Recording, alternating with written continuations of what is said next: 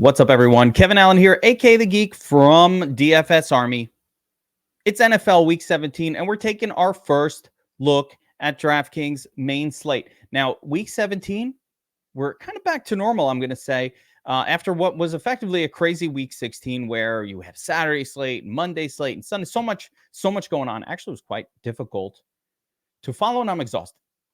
But it was a pretty good weekend overall for DFS. One of the big ones was the big call from Bobby Wow on tournament tactics and just in DFS Army, and of course on my sheet as well, where we were very into Joe Flacco and Amari Cooper and David Njoku and that combination, which turned out to be the winning combination in tournaments on Sunday. So a lot of people hit that combo, especially in the early. We had a bunch of DFS Army subscribers just straight up win the early slate, the early only.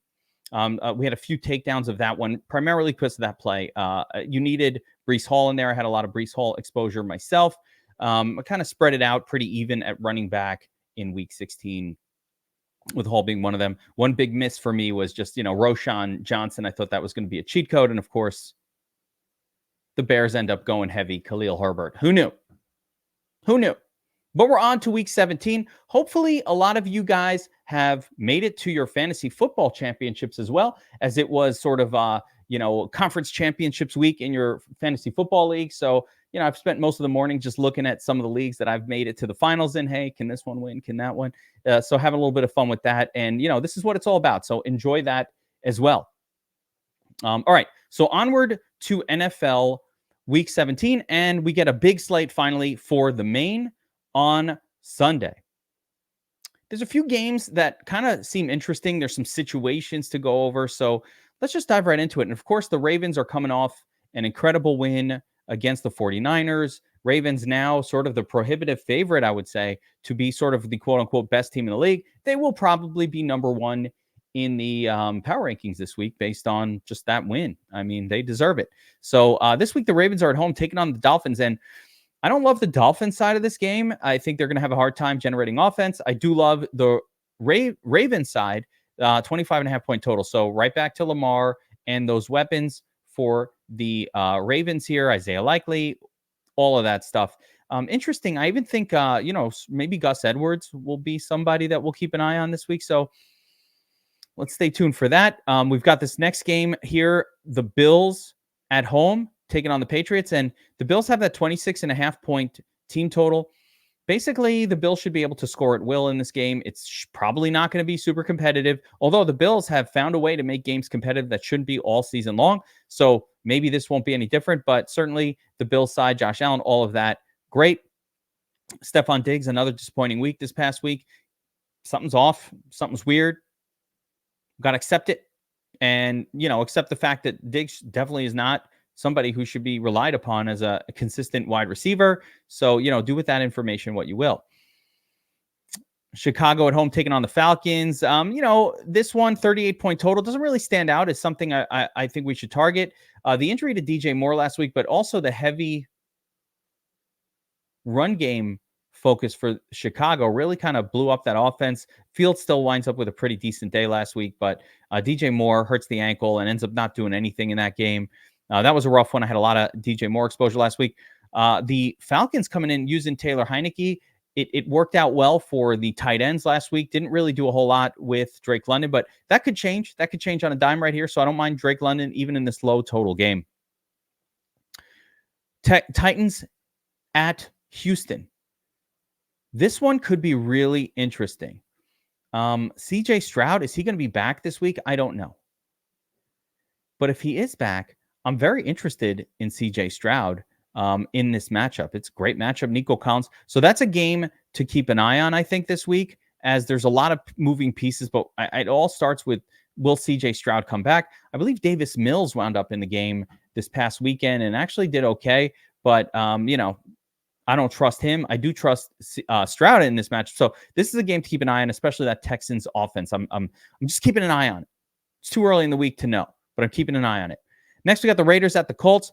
And again, this is an interesting one because the Colts produce a lot of high-scoring games against them. Their defense is just really vulnerable to big scores for whatever reason.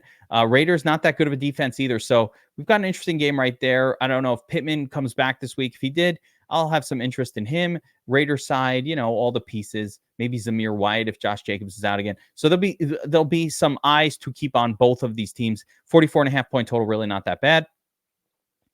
Panthers at Jacksonville. Jacksonville with a 22.5-point total. I think CJ Beathard will be the quarterback this week based on, the multiple injuries to Trevor Lawrence. So we'll see. But yeah, I don't mind. I don't mind Beathard. I don't mind going right back to Ridley. Ridley was a core play for me last week. Got 2 touchdowns for us. Felt really good about that one. So we can go right back to that and probably to Travis Etienne in this one, as the Panthers are, particularly not very good against the run. Rams at the Giants. 42-point total. Rams set with a 24-point team total. And I think we'll get, all the pieces from the Rams being great. Kyron Williams, yeah. Kupp and Puka, sure. The Giants might even be able to keep up, especially if they start Tyrod Taylor. I'll have some interest in some Giant players if Tyrod starts. So a lot to keep an eye on for this game as well early in the week. Not sure this early in the week kind of where to go with it, but there's a lot of pieces that are moving in some of these games right now. And I do think, though, keeping in mind, yeah, if the Giants play Tyrod, I think they're more competitive. And if the Rams just should be incredibly competitive in this game. So I like a lot of those pieces for sure. Look how many games there are. A ton of games on this slate. We've got the Cardinals at the Eagles, 48-point total. Right? Cardinals, terrible.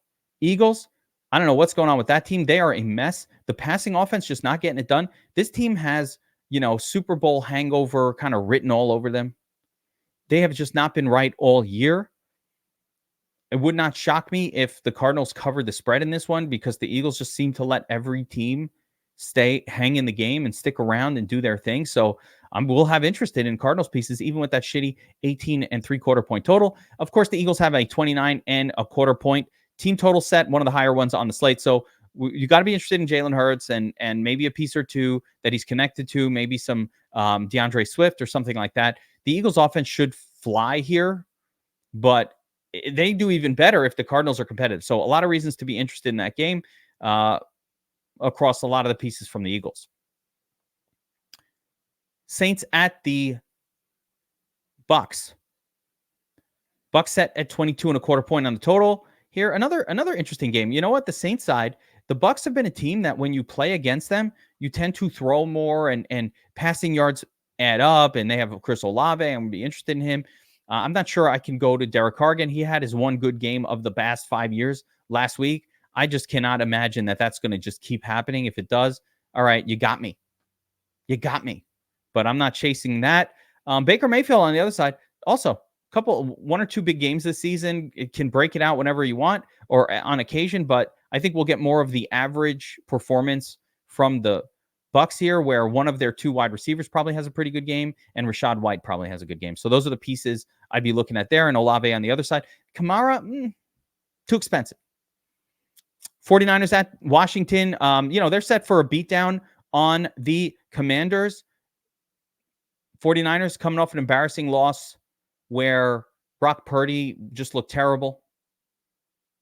Gets pulled at the end of the game. And, what are you going to do?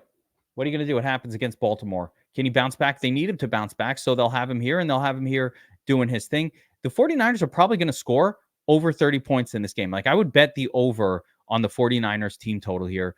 And, of course, they're always going to get it done in any number of ways. I find that the more difficult the defense is, the more likely someone like Kittle would emerge. I don't see that here. I think this is a game where it's like Debo or Ayuk and mostly Christian McCaffrey doing his thing. 48-point total there is not bad, but we only want interest. I'd only have interest in the 49er side in that massive 30-point team total. They're going to put up numbers. Steelers at Seattle. Again, this is another one. I think Seattle pieces are in play here. Maybe some pieces for the Steelers as well. Seattle defense not very good. Last week, George Pickens broke the slate. Congrats if you had him. You probably advanced to your fantasy finals. I'm not super interested in the Steelers running backs, as, again, they continue to split down the middle. But, Pickens, sure.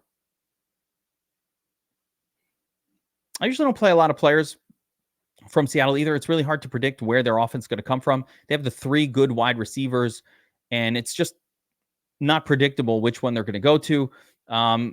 Certainly, Kenny Walker would have hold some interest here as well. 2 more games left here. One of them, we've got KC at home taking on the Bengals. It's a bad spot for the Bengals offense on the road facing Kansas City. Kansas City's defense is nasty. They are nasty. And they held Devontae Adams down to like no production last week. So I don't expect a whole lot. I don't expect a ton from T. Higgins here. You know what? It's not a good matchup for him. Now, he is the only game in town, so maybe that he's got that work in his favor, but it's just not a great matchup for the Bengals in general.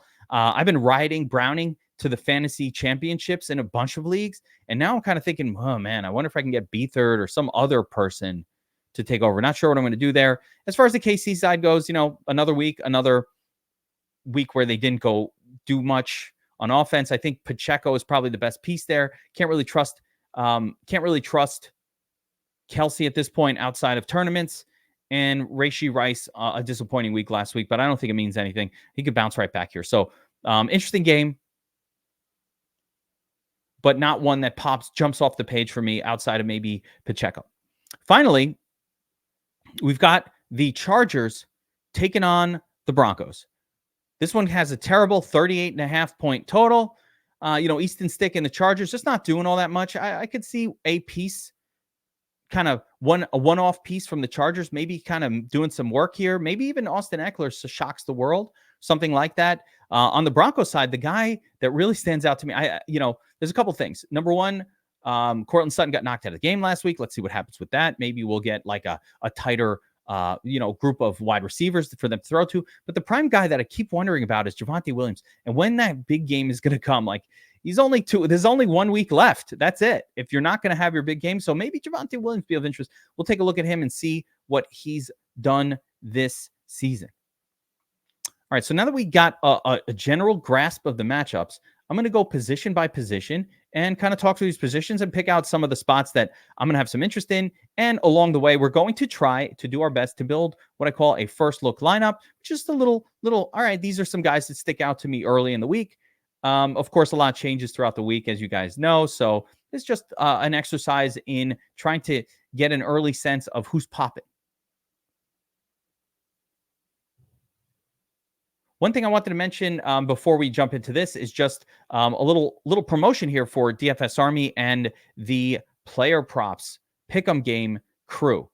Guys, one of the things we do at DFS Army is we have, we do the pick'em games on Prize Picks and Sleeper and Underdog and all of that, and we track it, right? If you had been signed up at DFS Army, and I'm going to go to the tracker here, you could see here, every single bet is tracked, and every single play is tracked with a link to the play and all of that. And we've been doing this ever since September, and I just realized that I haven't mentioned this on these videos at all.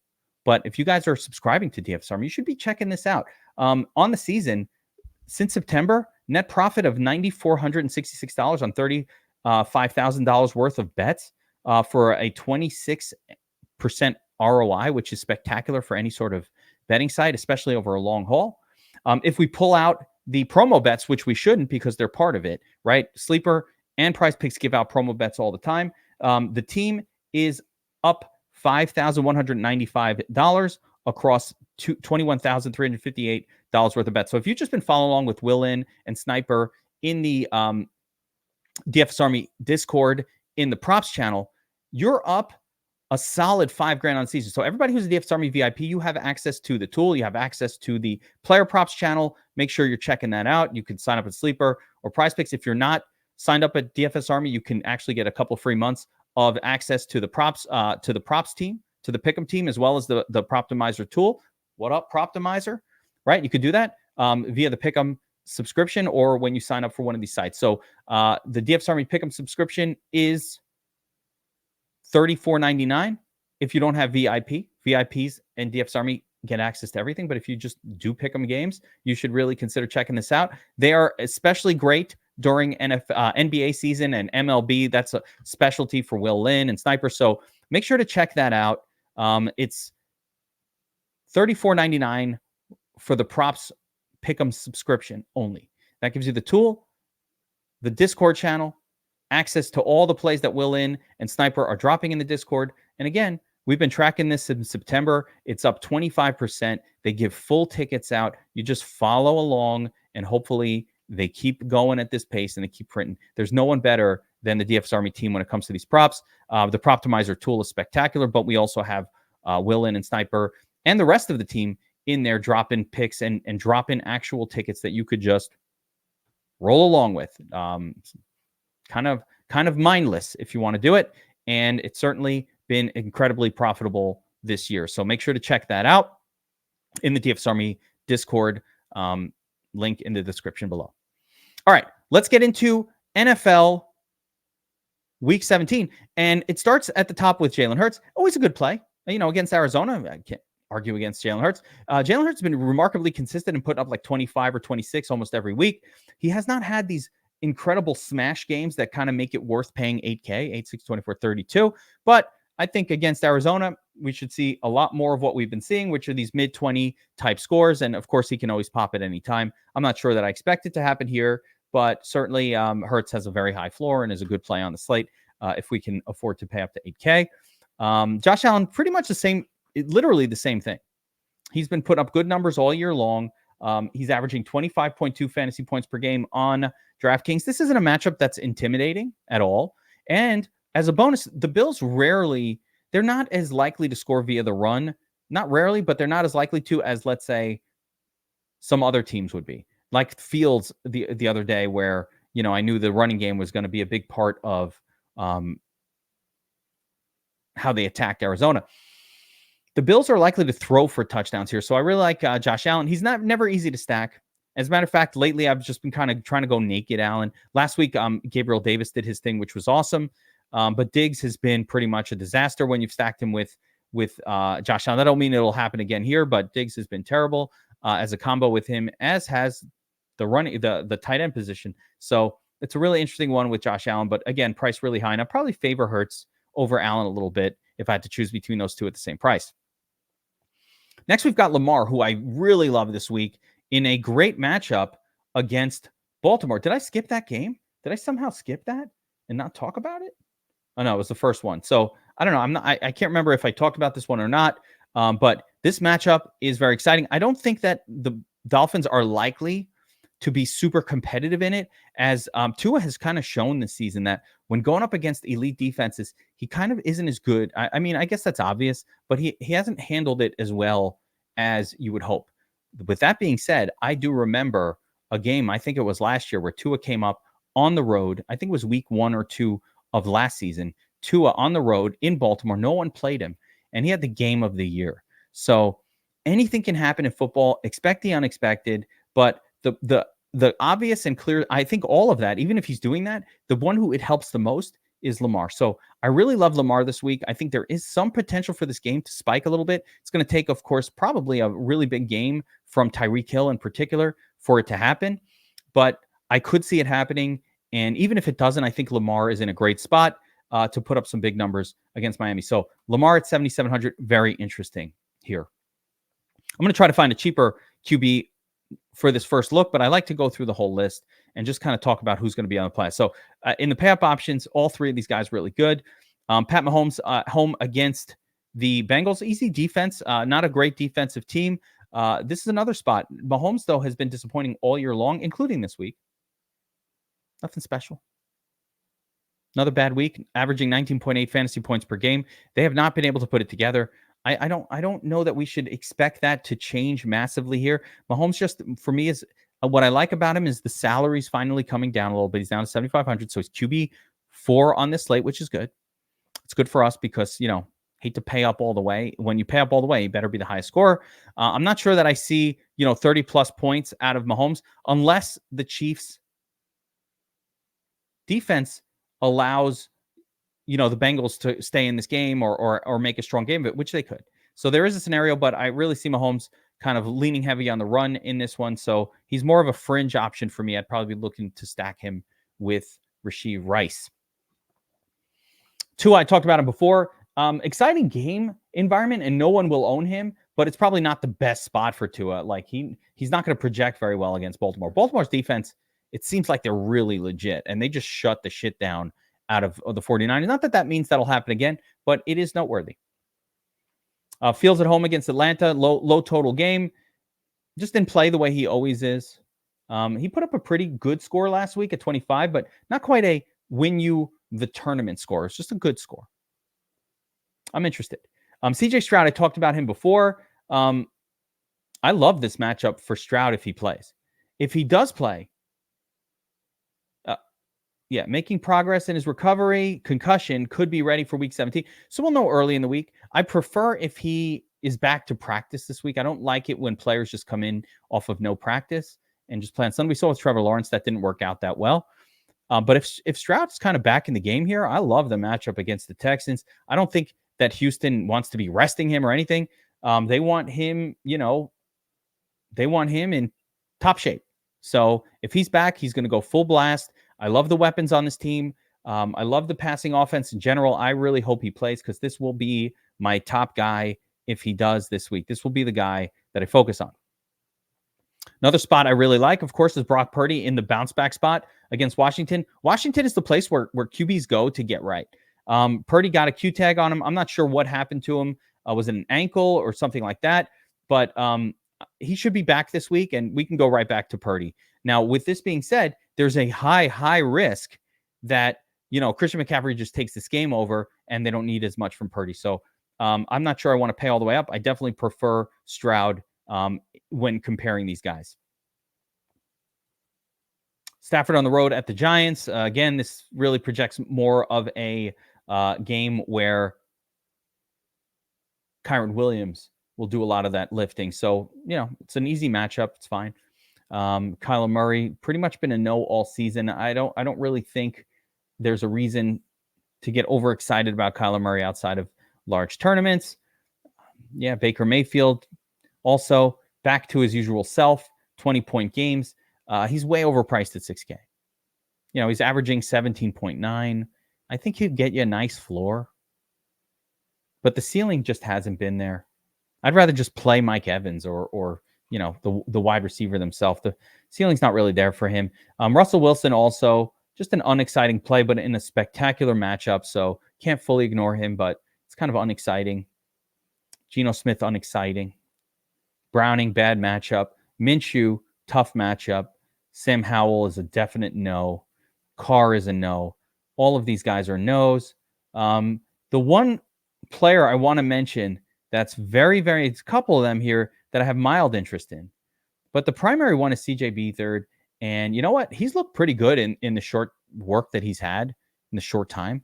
And I know Carolina does limit the pass, but I don't care.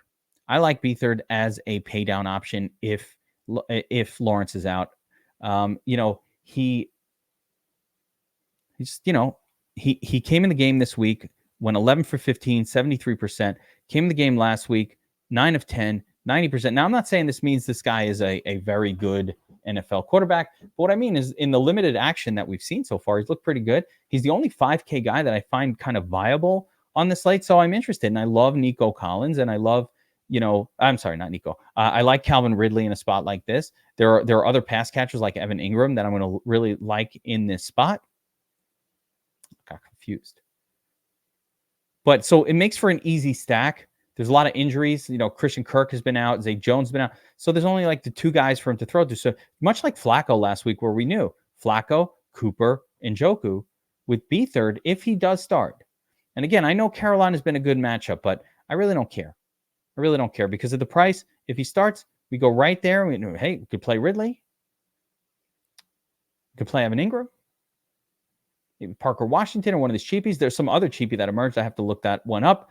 The last name, I guess, on the list is Rudolph, Mason Rudolph, down here at 5K. 20 points last week. That's about as good as you're ever going to see out of Mason Rudolph. It took that crazy play from Pickens. I don't know that I'll get there. Him, Heineke, couple spots that kind of, look okay, I guess. I just want to see what Davis Mills did last week. Yeah, came in the game, looked all right as well against Cleveland, which it's amazing. Backups come in and just look good sometimes, but a lot of times it's garbage time. There are reasons that happens. Okay. With all that being said, I'm going to start this lineup off with CJ Stroud. Now, I know he's got the Q tag, but this is just I'm going to assume he's going to play. Now, if he doesn't, that's cool. It's Tuesday as I'm recording this, and YOLO, I don't care. Right? We'll switch it up. We got a lot more shows to do between now and Sunday, so we'll switch it up. But for now, I really like the idea of starting a lineup with CJ Stroud. Now, let's talk through the running back position and go through some of these spots. A lot of elite spots at the RB position this week. A lot, very much. Last week looked kind of sketch. This week looks really good across a lot of different guys. So let's just go through some of these. Christian McCaffrey, of course, best play on the board. He's pretty much a lock button for 25 in this matchup. Like, he should get there without an injury. Kyron Williams, also a smash spot at 8.3K against the Giants. Kyron Williams didn't quite get it done last week. 19.4, not quite enough to justify 8, 16, 24, 32. So keep in mind, an 8K player, he needs about 30 plus, right? Can Kyron get it done? I don't know. Same thing with McCaffrey. Like, yeah, he's a lock for 25, but he needs closer to 40 to make value. So it's just something to be aware of. Rachaad White in a good spot against the Saints here. Another 26 touches last week. 20. He just does this every week. 20 points, 7, 4, 20, 28, 29, 30. He needs about 30 to make value here. So could get there, right? Good floor. Alvin Kamara kind of not doing a whole lot the last few weeks. Not much to say there. I think he's been overpriced since a couple of big games early in the season. You know, first impressions mean a lot, I guess. And when these players go off early in the season, it's like their salary just stays wrong for the whole rest of the season. So it's something just to be aware of. I've been thinking about how to deal with that in projection modeling and all of it. But, you know, just like Diggs had a couple of big games early in the season, and he's been terrible. But like, they're like, nope, we're going to keep him at 9K or 8.5. A lot of guys like that. They just came out hot. Kamara was just like that. He came out hot early, and that's it. They raised up that look when he came in, 6K guy, right? Hot, 20, 20, 20, 27. And it's like, oh, we got to raise it up. And ever since the hike, he hasn't come close to repeating that. Here's the one game and still didn't make value against this sort of higher salary level. So do with that what you will. Jonathan Taylor, solid spot against the Raiders. Nothing to say here except, yeah, he should smash it, 7.3K. Travis Etienne, a good spot. Look how many good spots there are. Travis Etienne, really good spot against Carolina. They're a team to attack via the run. James Cook. Who the fuck is Jared Cook? James Cook, a lot of rushes last week. I'm not sure he's a 7K running back in my mind, but there he is. Mostert also probably not a 7K guy in my mind, but there he is. So I probably won't go there. Derrick Henry helped me into a fantasy championship, and I hope he does well this week. But if you're playing CJ Stroud, that's probably because Derrick Henry does well when his team is winning. That's not how I see this one going down, so I probably won't have a ton of that. Barkley also pretty much the only game in town for the Giants. Look at all these targets and attempts. 26 touches last week against the Eagles, against a good defense. Rams are good too. Not sure I love it, but don't hate it. Pacheco, did he get hurt in game? Concussion. Wow. Okay. So let's monitor that. But if Pacheco is out, guys, I'm going to assume he is going to be out. Because when you get concussed in game, in season, I didn't even realize this as I was doing the breakdown that he was concussed. When you get concussed, you tend to not come back the same week. And that brings my man, Clyde the Glide, into play here at 5K against Cincinnati in a spectacular matchup. Fucking all in play, guys. How crazy would that be? We get an all in play on Clyde Edwards-Helaire. Who are the other running backs on that team? Let's take a look. I'm just curious now, but that's effectively what this will be. Yeah, LaMichael Pirine, that dude ain't getting it done. Keontae, he's on KC now. Okay. I mean, this looks like ultimate smash spot if Pacheco is out. So, yeah, you can't trust LaMichael. This will be a full blast.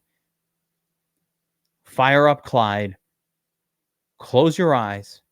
Avert your attention and hope for the best situation. So let's see what happens there. But I'm excited about that play. And I'm excited to have discovered it early. Core play. Let's go. All right. I jumped down there because that was just exciting. But some other spots here. Devon Achane, let's see what he did last week. 7 carries, couple targets, nothing special. And a reminder that, yeah, it is sketchy to rely on the Miami running backs and their lower volume. Austin Eckler, great matchup here. He's getting work. 6,700 salary, more acceptable. I like it. I like Austin Eckler in this spot, but I generally prefer running backs on teams that are likely to win, and I'm not sure that we have that going on. Bijan, big game last week on the scoreboard. 10 targets, 7 receptions. That was a big part of it. And you know what? I was watching the game, and yeah, Heineke was just boom, check down. Loved it. Problem is, Tyler Algier continue to be used. Let me see how many carries he got. 9. Okay, he got 9. We have to take a look at these snap counts here before I feel really good about this one. But Chicago's pretty good against the run. I'm not sure that that's a spot I'm going to aggressively target anyway. But look how many viable plays there are at running back. It's the polar opposite of last week. So many games, so many viable plays, and we already have sort of what probably will be a core play by the time the week comes due. Arizona, Philadelphia, DeAndre Swift is the way to go here. I don't like that he's not getting a ton of passing game work. It does happen on occasion, but it's very sporadic. What I do like is Arizona is a team you want to attack via the rush. And yeah, they could push it, but we need basically look, against the Giants, and it was a great matchup as well. He was 8 yards away from the bonus, which would have brought the score up to about 20, which is close to what you need. He needs a touchdown. You add a couple of receptions, so he is definitely someone who I think could get there for 6,500. So it's something to keep in mind. So many more viable spots here. I don't know if Josh Jacobs will be back, but if he's not, we could talk about Zamir White. Kenny Walker at home against Pittsburgh. Yeah, sure.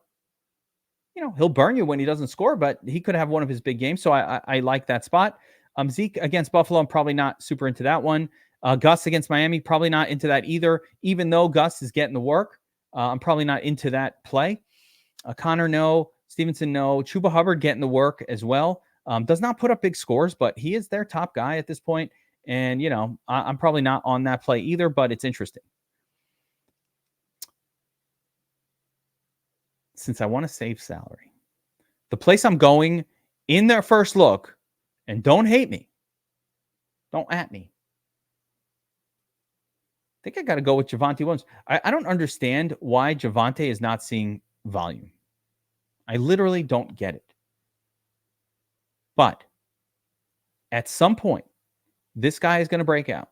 And if there was ever a time to do it, it's against the Chargers.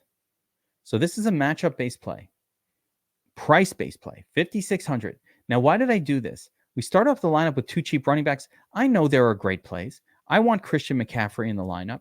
We're going to try to get to that, of course. I want Kyron Williams. I love those plays. But early week, we're not going to have as much value presenting itself either. So we got to take the value where we can. And what I'm trying to do here is really show my favorite value spots. I know Christian McCaffrey is going to put up big raw numbers, and I'll probably have him in main lineups just because I want that 25 or 30, that lock button score. But it's just important to note who the values are early in the week. And yeah, I don't mind going to Javonte Williams. He has not gotten it done all year, though, so be aware of that. There's a couple other spots, though, that are probably going to present themselves here. Number 1, Devin Singletary. I just want to see here. I think he still got all the carries for his team, even though he didn't really do a ton with it. But targets, carries. Let's see if Dameon Pierce got any work last week. No. So, I mean, very little. So, effectively, we have Singletary, right? We have Devin Singletary. Not the best matchup. Titans are good against the run, so be aware. But Devin Singletary, pretty much still the prime guy, pretty much still getting most of the work. Yes, he went down from 26 attempts to 9 attempts week after week. But in the same matchup 2 weeks ago, Singletary ran a ton and put up 24 fantasy points at 5,600. So, I'm not wiping him out based on quote unquote a tough matchup by any stretch. He's in my mix for sure. And again, I like these 5K running backs, I feel like I do feel like the way that you win at DFS is not necessarily by picking Christian McCaffrey or the most expensive running back. It's by finding the cheap guy that gets you 25. And that allows us to pay up for more studly wide receivers, which are much more volatile. There was one name I was still thinking about here, and that's Zamir White.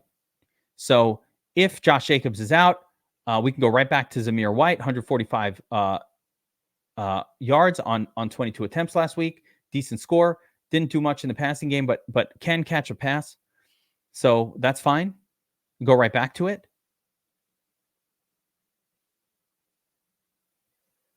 And that's about it for me for the running back position. So we might get back to it for the flex of this one. Maybe, maybe not. Maybe we'll leave a flex blank. All right. Let's take a look at the tight ends. I want to go kind of tight ends. Actually, one of my favorite things to do as we build these lineups is I'm not going to analyze defense too hard on a early week, but what I do want to look at is what is the least expensive, mildly viable defense on this slate, right? What is the lowest I can pay and at least have some hope of getting a decent score? Last week we landed on the Bucs in this breakdown, and the Bucs wound up having the smash. So that was pretty awesome. They were also just at the time what I consider to be the cheapest viable defense. So that was great. I think they put up 17 points last week or something like that. So it was a really good play, and they were cheap.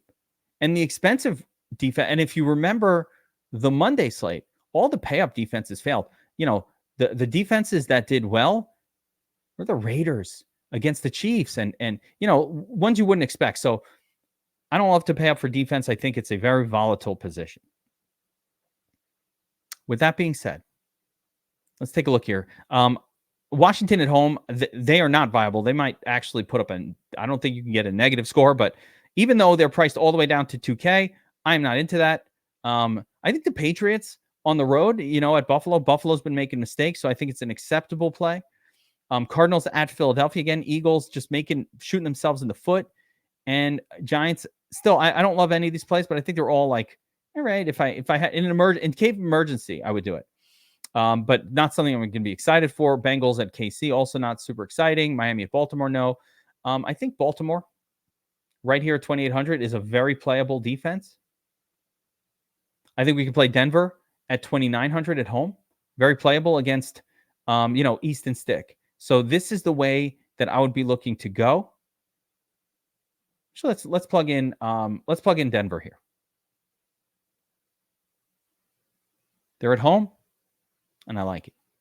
So the reason I like to plug the defense in early is just to get a sense of how much salary we're spending and how much we have left over, what we have to do at the different position groups. So let's jump over to tight end, and then we'll finish this at the wide receiver position. Again, if you enjoy this content, I'm going a little longer. I'm trying to do a little more in-depth version of it as there's a little, we don't have 50 slates this week, so hopefully you have a little more time to hang out. If you like what I'm doing, I'd appreciate you hit the like button. Let YouTube know that you like this video. Maybe subscribe to the channel. Enjoy effectively what we have going nonstop here on the DFS Army YouTube channel, which are, pick'em videos and DFS videos and even fantasy football and best ball in the offseason. So we've got it all covered for you here. Hopefully we do it in a fun way. Hopefully you'll laugh, have a good time, make a little money, but also, become part of the DFS Army family. So hit that like button, make sure you subscribe to the channel, and, come hang out with us every time we do these videos. I love it. All right. Tight end position. So let's start at the very top. And of course, we've got Travis Kelce up top there. Salary coming down. Travis, no more 8K for you, brother. Right? Look at the salary just coming down, man. Intersects with here we go. Taylor Swift, week 1, new girlfriend. Wait, now she's demanding shit of me. Oh, now I can't practice as much because I'm hanging with Taylor. And guess what's going on? The scores progressively going down. Travis Kelce, a little too celebrity right now. Just not getting it done.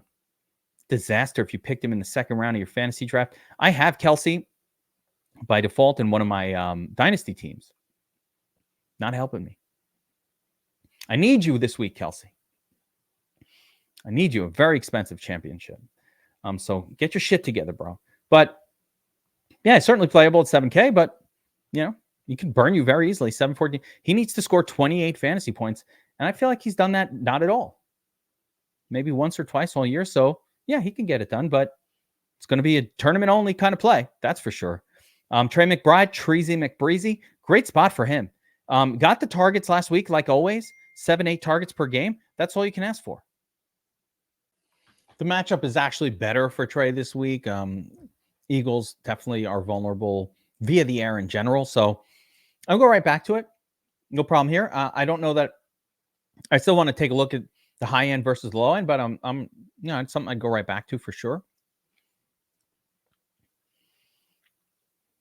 Here we go. We got Evan Ingram. Quite fits with that game in particular, the Jacksonville game. And if this was a B-third lineup, sure. George Kittle, big week last week, but again, George Kittle is one of these players that does much better against a good defense like the Ravens. It's more predictable. Dalton Kincaid has done absolutely nothing for the last few weeks, to the point where you can't justify the 4,900. It's only stackable with Josh Allen. Dallas Goedert, again, probably more of a stack with Jalen Hurts play than it is a standalone play. So be interested there. The guy I really like here is Isaiah Likely. He almost got it done last week. He really did, but the volume isn't crazy high. But, this Baltimore offense is very efficient. I really just generally like this game. And I don't mind, like I said, I would go right to Lamar Jackson in the lineup as well. So I think I'll save that for my Lamar lineups, but definitely Isaiah Likely is in the mix for me. Tough to trust Waller at 4,500. Didn't do much last week. I'm really curious, like I said, to see if Tyrod Taylor starts for the Giants. I'll have more interest in those players if he does. Kyle Pitts, big week last week. Freiermuth, no targets. That was a disaster. Gerald Everett, 7 targets. Look at all these targets for Gerald Everett. That's with Easton Stick last week. The matchup at Denver really favors the tight end position, and I am plugging Gerald Everett in. I'm going to assume that Don Parham Jr. is out again. That's contributed to it. If Parham Jr. comes back, I think this play will be less good. And again, guys, keep in mind that this is early in the week, and I don't know what the ownerships are going to be. We don't even have any projections for ownerships or anything like that. So everything can change. I mean, if Gerald Everett turns out to be the chalk, kudos to me for picking that on Tuesday and figuring out who the chalk is going to be. But more importantly, I'll probably get off of it. Playing the cheap chalk tight end is not a way to win in DFS. So more often than not, I'm going to get off of that if it's chalk. Beyond that, there's a couple spots here that I have mild interest in, but this was the major one. I mean, Kate Otten, sure. Jonnu Smith, okay, fine. Tyler Higbee, fine. Nothing special. Juwan Johnson had a big week last week. That's cool too. So there's some other cheap spots, but I think it's Gerald Everett for me and his 3 weeks in a row of 8 targets. I love volume.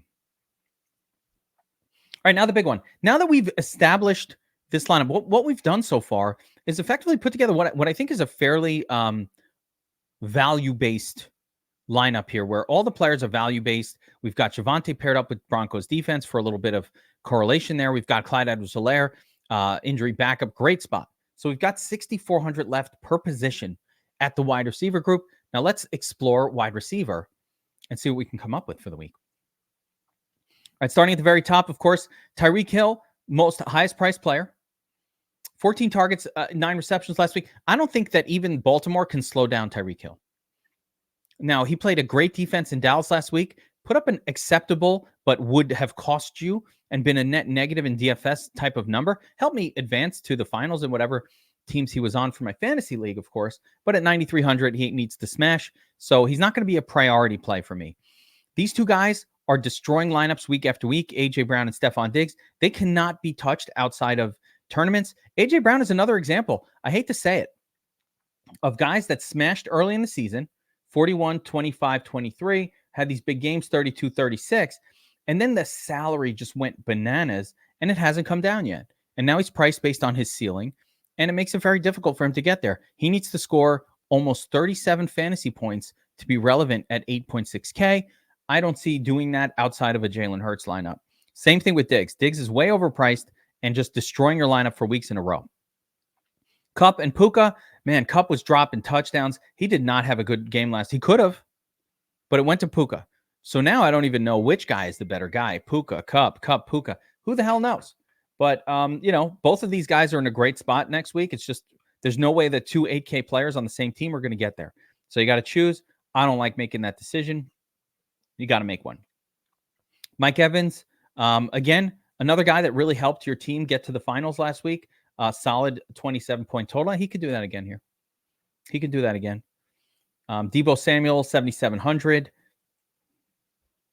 Very expensive for him. Is Chase possibly back? Maybe in danger of sitting out the week 17. I doubt he plays. I really don't think so. Michael Pittman, concussion shoulder, never played last week. Got to see what happens there. But, good matchup on paper. Devontae Smith, cheaper version. But the first guy I'm going to go with here is Nico Collins. And if we're playing Stroud, we really got to play Nico Collins with him. Great little pairing. I might even put a second piece in from Houston. And again, all of this assumes that Stroud comes back and is healthy. And again, I'm also going to say that I think my second favorite is building around Lamar. So those are two of the ones that I'm really popping for me early in the week. Devontae Adams could have a big game. Has he had a big game with AOC? Not really. The closest we've had is a 27-pointer, which would have been okay. Some for 21 would have been okay for his price point. Devontae Smith in play. Brandon Ayuk very much in play down here at 7K. I don't know. When I compare Samuel and Ayuk, I probably lean a little more Ayuk, but who the hell knows? Similarly, Rashee Rice likely to get plenty of targets again. Bit of a disappointing week last week, but he got the targets. They've been there. 12, 9, 10. This is all I want. I don't care about all that much else. I care about volume. If you're going to get 12 targets from Pat Mahomes, I like it. I'll go right back to Rice, even at this inflated price. But the guy that sticks out a little bit more here for me is Olave. Whoa. Gotta love it. 13 targets, getting it done. Gets the great matchup.